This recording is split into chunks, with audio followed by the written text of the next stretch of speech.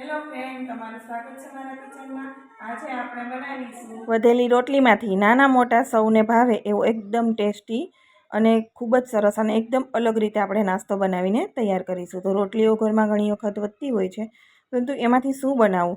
તો જો આ રીતે તમે નાસ્તો બનાવશો ને તો નાના મોટા બધાને ભાવશે એવો સરસ બનીને તૈયાર થાય છે અને પિઝા સેન્ડવિચને પણ ટક્કર મારે એવો વધેલી રોટલીમાંથી એકદમ ક્રિસ્પી એવો નાસ્તો બનીને તૈયાર થશે। તો ચાલો બનાવવાનું શરૂ કરીએ। તો પહેલાં આપણે શાકભાજી, તો મેં અહીંયા કોબી, ગાજર, કેપ્સિકમ અને ટમેટું લીધું છે। તો બધે જ શાકભાજીને એકદમ ઝીણા ઝીણા સમારી લેવાના, અથવા તો ચીલી કટર કે ચોપર હોય તો એમાં કાઢી લેવાના છે અને ટમેટાના બીજ હટાવી દેવાના છે અને ઉપરનો ભાગ લઈ લેવાનો છે। બધા શાકભાજીને અહીંયા મેં સમારી લીધા છે। તમારે જે શાકભાજીનો ઉપયોગ કરવો હોય એ તમે શાકભાજી અહીંયા તમારી ચોઈસ પ્રમાણે લઈ શકો છો। હવે ગેસ પર પેન રાખી દીધી છે અને એની અંદર જે આપણે રેગ્યુલર ખાવામાં ઉપયોગ કરતા હોય એ દેશી ઘીનો ઉપયોગ કર્યો છે, જેનાથી ટેસ્ટ સારો આવે છે અને બાળકોના હેલ્થ માટે પણ સારું છે। તો પહેલાં આપણે ગાજર અને કેપ્સિકમ નાખી દઈશું, કારણ કે એ થોડાક ચડતા વાર લાગે છે, કડક હોય છે, એટલે એને 2 મિનિટ જેવું આપણે એને પહેલાં ઘીમાં સાતળી લેવાના છે એકદમ સરસ, જેથી થોડા સોફ્ટ થઈ જાય। તો પહેલાં આપણે ગાજર અને કોબીને મિક્સ કરી દઈશું એકદમ સરસ રીતે। મિક્સ થઈ જાય ત્યાર પછી આપણે થોડું મીઠું નાખી દેવાનું, જેથી ઝડપથી સોફ્ટ થઈ જાય। એટલે ટેસ્ટ પ્રમાણે થોડું એવું નાખવાનું છે, વધારે નથી નાખવાનું, કેમ કે આગળ મસાલા જશે તો એમાં પણ હોય। તો થોડું મીઠું આપણે અહીંયા નાખી દીધું છે અને 3 થી 4 મિનિટ જેવું જ આપણે બધા શાકભાજીને કૂક કરવાના છે। એટલે 2 થી 3 મિનિટ જેવો સમય થાય એટલે એની અંદર આપણે કેપ્સિકમ નાખી દેવાનું છે। હવે તમે અહીંયા તમારી ચોઈસ પ્રમાણે, તમને ડુંગળી પસંદ હોય તો તમે ડુંગળીનો પણ ઉપયોગ કરી શકો છો, અને સ્વીટકોર્ન હોય તો એ બાફેલા સ્વીટકોર્ન પણ તમે લઈ શકો છો, અને અધકચરાને આની શાકભાજીની જેમ જ અધકચરા કરી દેવાના, એટલે આખા દાણા ન આવે અને ખાવામાં ટેસ્ટ સારો લાગે।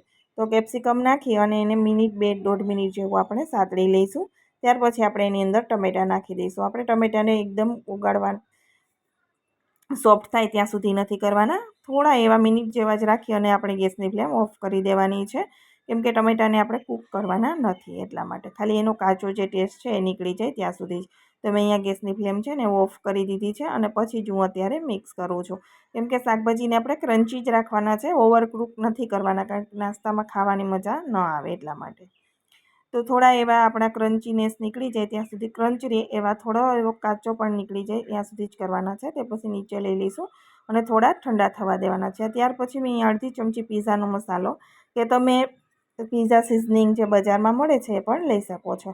અહીંયા 2 ચમચી જેટલું મેં મેયોનીઝ લીધું છે, તમારી પાસે હોય તો તમે પીઝા ટોપિંગનું પણ લઈ શકો છો, અને આવું પ્લેન મેયોનીઝ હોય સાદું તો એ પણ લઈ શકો છો।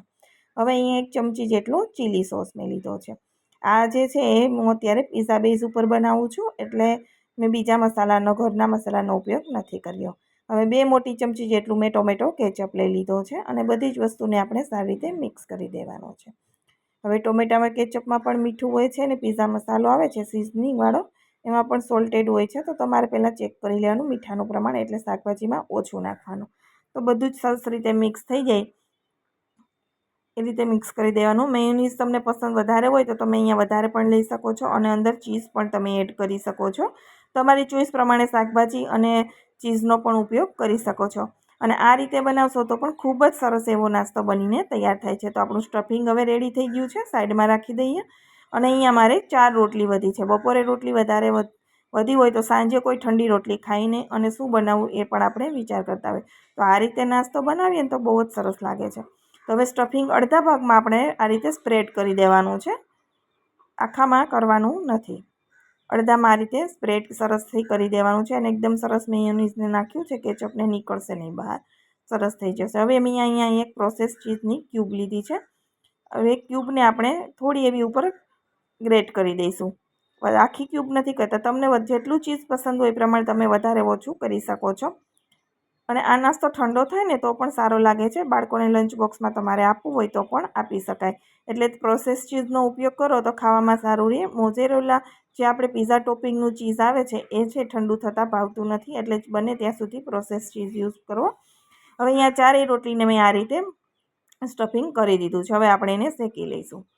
તો અહીંયા મેં ઘીનો ઉપયોગ કર્યો છે, કેમ કે બાળકો હોય આપણે હેલ્થ માટે થોડું સારું, અને તમે ઓઇલ હોય તો તેલનો પણ ઉપયોગ કરી શકો છો, અને માખણ હોય બટર તો બટરનો પણ તમારી ચોઈસ પ્રમાણે તમે લઈ શકો છો।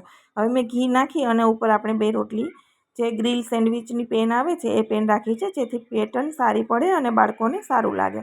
બાળકોને કંઈક એટ્રેક્ટિવ જોતું હોય છે, એટલે આ રીતે તમે બનાવો તો સારું લાગે. પણ તમે સિમ્પલ પેનમાં કે રોટલીની તવી પર કરો તો પણ ચાલશે. એકદમ ક્રિસ્પી એવો બની જશે. હવે ઘી ઉપરથી પણ આપણે લગાવી દઈશું. નીચે નાખ્યું તો ઉપરથી લગાવી દઈશું, એટલે બંને બાજુ ઘીવાળો એકદમ ક્રિસ્પી થઈ જશે. અને અત્યારે ગેસની ફ્લેમ છે એ મીડિયમ રાખવાની છે. મીડિયમ ફ્લેમ ઉપર આપણે શેકીશું, એટલે રોટલીમાં કલર પણ એકદમ ગોલ્ડન કલર આવી જશે અને ટેસ્ટમાં પણ સારી લાગશે, ક્રિસ્પી થઈ જશે. અને સ્ટફિંગ ચીઝવાળું અંદર આપણે મેયોનીઝ પીઝા મસાલો નાખ્યો છે, એટલે બહુ જ સરસ એવું લાગે છે. મેં અહીંયા લસણ ડુંગળીનો ઉપયોગ નથી કર્યો. તમને પસંદ હોય તો તમે ડુંગળી નાખી શકો છો, અને ટોપિંગ પીઝા સિઝનિંગ જે મળે છે ગાર્લિકવાળું એ પણ તમે લઈ શકો છો. હવે તમે જોઈ શકો છો રોટલીનો આ રીતે ગોલ્ડન કલર થાય ત્યાં સુધી બધી રોટલીને આપણે ઘીમાં આ રીતે પેન ઉપર મીડિયમ ફ્લેમ પર શેકી લેવાની છે, જેથી એકદમ ક્રિસ્પી બની જશે અને ખાવામાં સરસ લાગશે. હવે બંને બાજુ ગોલ્ડન કલર થઈ જાય ત્યાર પછી જે વળેલો ભાગ હોય એ રોટલીનો એમનેમ રહેતો હોય છે. એટલે હવે શું કરવાનું કે રોટલીને જે આપણે શેકી છે ને એને સાઈડમાં ઊભી કરી દેવાનું પેનને સહારે, એટલે જે નીચેનો ભાગ છે ને એ પણ ક્રિસ્પી થઈ જાય.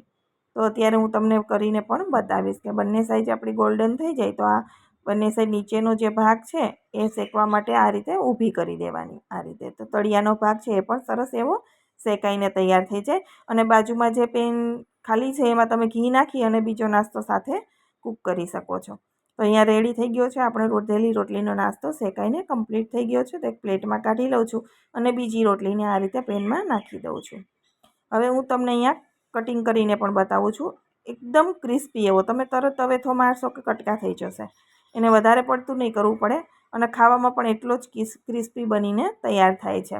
અને તમે જોઈ શકો છો સ્ટફિંગ પણ બહાર નહીં નીકળે, એટલો સરસ આ નાસ્તો બનીને તૈયાર થાય છે. તો જ્યારે પણ તમે આ નાસ્તો ખાશો ને એટલે તમને એમ થશે કે રોટલી વધારે જ બનાવવી જોઈએ, એટલો સરસ આ નાસ્તો બનીને તૈયાર થાય છે. તો તમે સ્ટફિંગ પણ જોઈ શકો છો ક્યાંયથી નીકળ્યું નથી અને એકદમ ક્રિસ્પી એવું બની ગયું છે.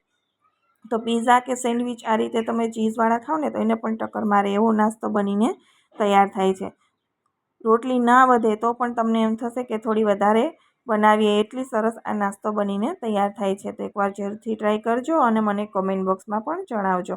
તમને જો મારી રેસિપીઓ પસંદ હોય અને હજુ સુધી મારી ચેનલને સબસ્ક્રાઈબ ન કરી હોય ને તો જરૂરથી કરી દેજો, અને બાજુમાં રહેલી બેલની ઘંટડી છે એના ઉપર દબાવજો, જેથી મારા દરેક નવા વિડીયોનું નોટિફિકેશન તમને મળતું રહે. તો તૈયાર થઈ ગયો છે આપણો વધેલી રોટલીનો નાસ્તો. જો આ રીતે કોઈ રોટલીનો નાસ્તો આપે તો બધા વસે ખાઈ જાય, પરંતુ વધેલી રોટલી કોઈ ખાય નહીં ઠંડી. એટલો સરસ આ નાસ્તો બનીને તૈયાર થાય છે, એકદમ નવું જ, અને ખાવામાં પણ એટલો જ સરસ છે. તમે જોઈ શકો છો સ્ટફિંગને બધું ખૂબ જ સરસ એવો લાગે છે. અને મેં અહીંયા સોસ સાથે સર્વ કર્યો છે. જરૂરથી ટ્રાય કરજો વધેલી રોટલીનો નાસ્તો. જો તમને મારી રેસિપી પસંદ આવી હોય તો વિડીયોને લાઈક અને શેર કરવાનું બિલકુલ ભૂલતા નહીં. ફરી મળીશું આવા નવા વિડીયો સાથે. Bye bye, take care.